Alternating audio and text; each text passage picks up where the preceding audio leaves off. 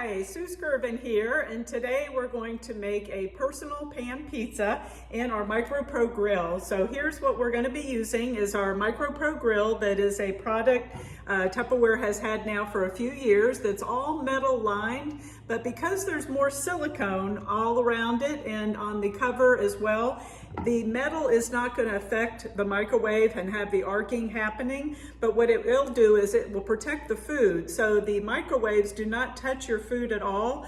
The microwaves are actually attracted by the susceptors that are molded into the underside of the base and the underside of the cover. And it will convert those microwaves into thermal energy, and it will cook your food, sear it, if you will, just like if you were to throw something out on the grill outside. So it also has on the inside a little reservoir all the way around so that that portion of the grill base does not have any susceptors. So when you're cooking something like a piece of chicken and the juices are being extracted from it and goes into that little reservoir, it's not going to cause those juices to splatter and make a mess inside your microwave. And then a couple other features. First of all, because this is all silicone, they're cool touch handles, so you don't necessarily need mitts to take this out of the microwave. So if you're making something like a personal pizza, this is something that you can teach the kids to do and they could make their own. It does have the top of it that will fit either in the grill position or in the casserole position. And when it's in the casserole position, it allows you to bake in your microwave oven. It's like a little mini oven in your microwave oven. This will heat up to 425 degrees in less than 3 minutes, and it will maintain that temperature like a smart appliance would. So you could essentially do, and there's recipes for a baked ziti, baked cobbler, and some other baked items, or if you have pizza that you have maybe made yourself or ordered, you can reheat something like a pizza and it will re-crispen the bottom of the pizza, and the top will now almost act like a broiler. Well, it will heat the cheese and melt the cheese from the top without sticking to it. So you can use this also for reheating things like a panini or a Cuban sandwich, anything that's like a crusty exterior that you want to reheat and you don't want it to be soggy. And then the other position was the grill position, and this you would use if you're going to be doing maybe a grilled cheese sandwich, or if you want to cook that piece of chicken, or maybe that hamburger or fish or vegetables, your broccoli or your asparagus or your cauliflower or your Brussels sprouts, anything like that. It's going to cook both sides at the same time, both from the top and from the bottom. Even potatoes, if you want to do like a fried potato dish, you could go ahead and slice up your potatoes, your onions, toss them in a bowl with a little bit of oil and seasonings, put them in here, and then maybe every few minutes stop and move them around, and you can let them continue to cook however long you want until they become as your desired doneness, and they will come out black and crispy if you want them to continue cooking that long. So anyway, but we're going to make a pizza in here today. So I just have a store-bought pizza crust, so just a individual size baboli is how I say it. Some people say it bobbly, so whatever. And so we're going to start first, though. Before I put that in there, let me take that out. I've actually gone ahead and sliced some mushrooms, and I'm going to tilt this down a little bit. There we go. And I actually had used one of our Chef Series knives to do that. All of the knives have, first of all, sheaths that come with them. They do not need sharpening. However, there is a knife sharpener that you can get, but these actually I've had for I don't know how many years and have not ever had to sharpen them. So they stay nice and sharp. And then once you wash and dry them, don't ever put any of your cutlery like this in the dishwasher, because it will tend to dull the blades in there, the detergent. So but keep them in the sheaths, but they've got your chef's knife, your paring knives, and then also a serrated paring knife, or utility knife, I guess, that you can use for tomatoes and things like that. So that they all have their sheaths. So I did the mushrooms with that, but I could have used the egg slicer, because you can do your strawberries in here. You can also do your mushrooms and of course your eggs in here as well. So anyway, so I've just gone ahead and sliced some of those up, and I'm going to put them in. Don't need any oil with that, and just make them as level as you can so they're not on top of one another. And then I'm going to put them in the microwave for about 5 minutes in the grill position, and then I'll come back to you after that and show you what they look like. So we'll be back.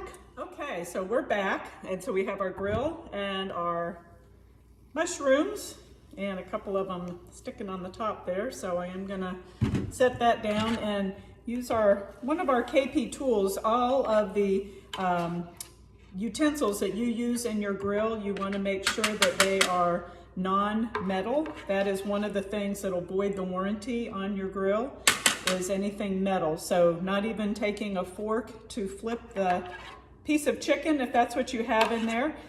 You want to make sure that you're using something that is silicone or a spatula, something like that. So you can see a little bit of the juice that's in there.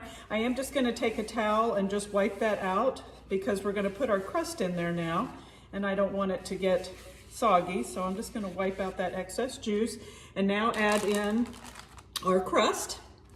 And then we're going to add just a little bit of sauce to that. Oops, well, a little more than a little. And spread that around. And then this is actually a pizza that my husband shared with me. It's a Bartenders pizza. So it is Canadian bacon, and I added the mushrooms. His usually didn't have the mushrooms to it. And tomatoes and mozzarella cheese, which I actually don't have out, so I'll have to grab that. And then I just added the mushrooms to it. The recipe that Tupperware had shared with us has the pepperoni, I think, in it, and the mushrooms, and of course fresh basil. I have some fresh basil and some spinach that I'm going to add to this one. So we're just going to add the mushrooms back on here now that are cooked, and then we'll put in our I'm going to put some of the spinach and basil underneath, and then I'll put some on the top just to for the appearance.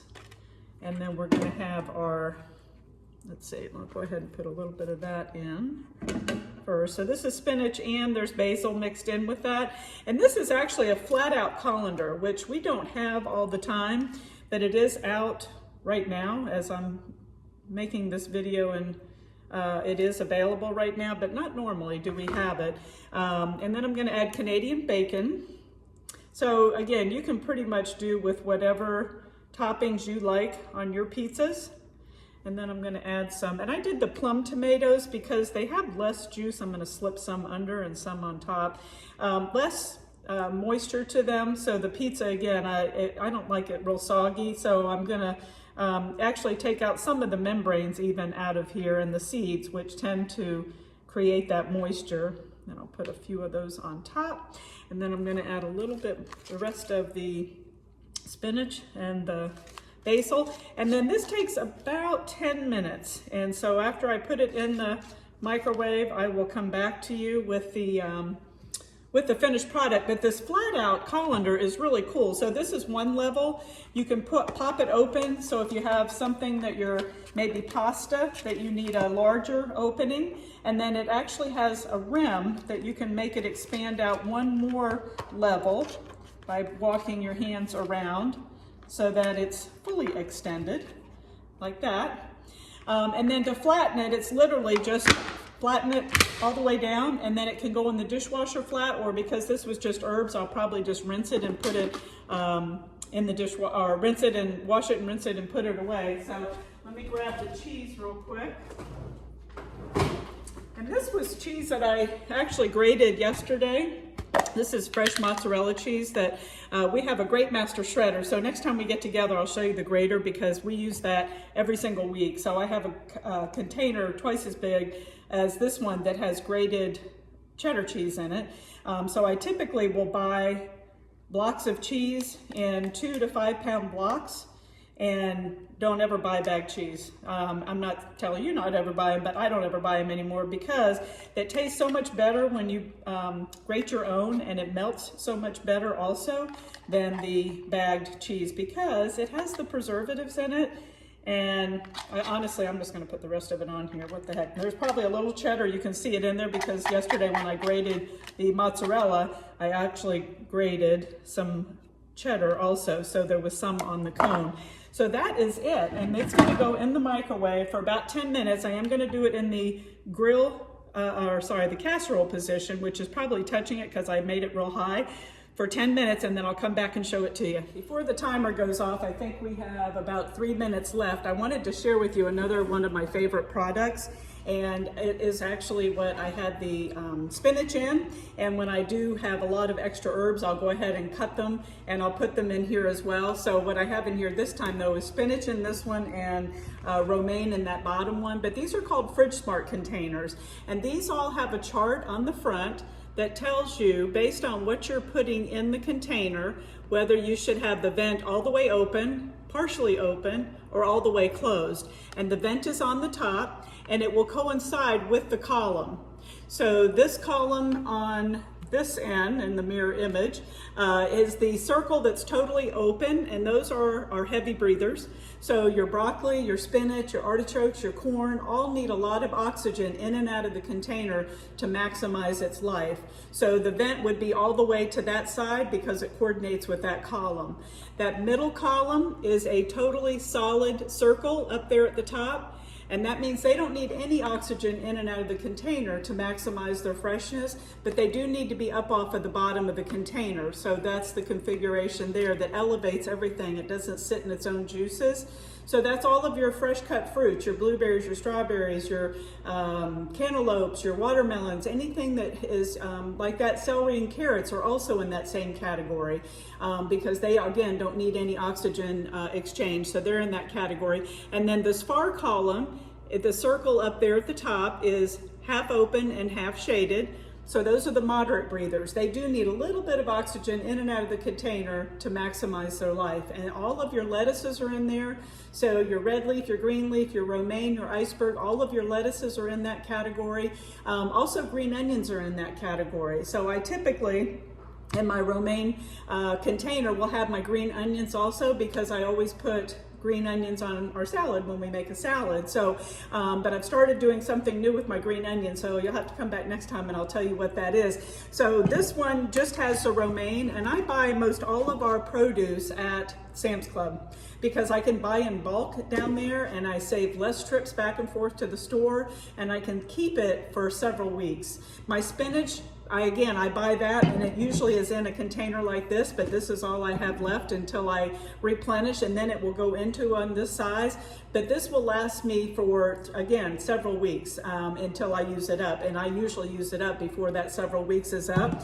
So you're not having, again, to run back and forth to the store. The trick is to put your produce in here naked and dirty. Don't wash it first, because that does speed up the aging process, and then put them on the shelf so that you can see what you have in here. Don't put them in a drawer. Put things in the drawer that you don't need to see, like maybe that grated cheese or lunch meat or whatever. But these will save you a huge amount of money and also time, because again, you won't be spending that time going and replenishing. So that's our timer. Let me grab our pizza.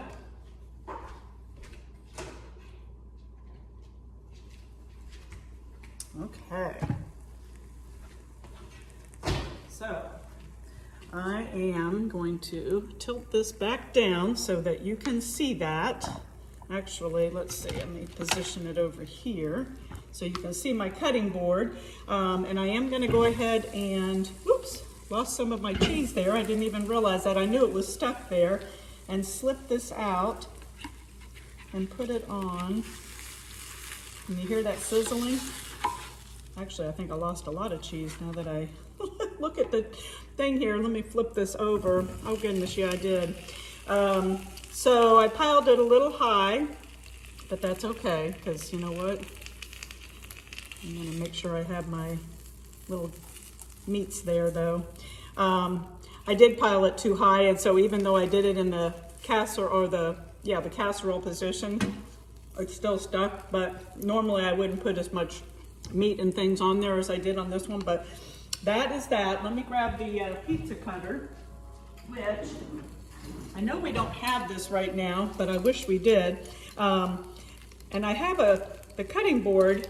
I don't know if you can see that, but it says 70 years of the party.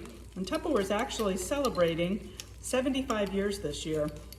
So I don't know how old your Tupperware is, but if you happen to have any that's even 73 years old or 74 years old, it was probably handed down to you. You could actually get it replaced for free, because Tupperware does still have that lifetime warranty on most all of their pieces. So if a seal breaks or cracks or anything like that, they will replace it. You just turn in the broken piece in order to get a new one. So let me go ahead and grab a plate and let you take a close-up look at our pizza. So how cool is that? And I don't know if I can lift up the back side here. No, it's kind of hot. So, but anyway, it's super easy to do, and the grill is just one of those pieces that whether you're, like I said, doing an entree or if you're doing a side dish, it is so quick and so easy. No matter what the weather's doing outdoors, you can still grill. And when I do the asparagus or any of the vegetables in here, they will be seared, they will be blackened. They're very, very cool. So, but they're doing a special right now with the grill, a couple of utensils and a ring that goes in the grill that you can do small cakes, or you could do even a small cheesecake from scratch. So next time we get together, I'll show you that one. So I'm gonna let this cool a little bit and then I'll let you know how it is. Have a great day, everybody. Talk to you soon. Bye-bye.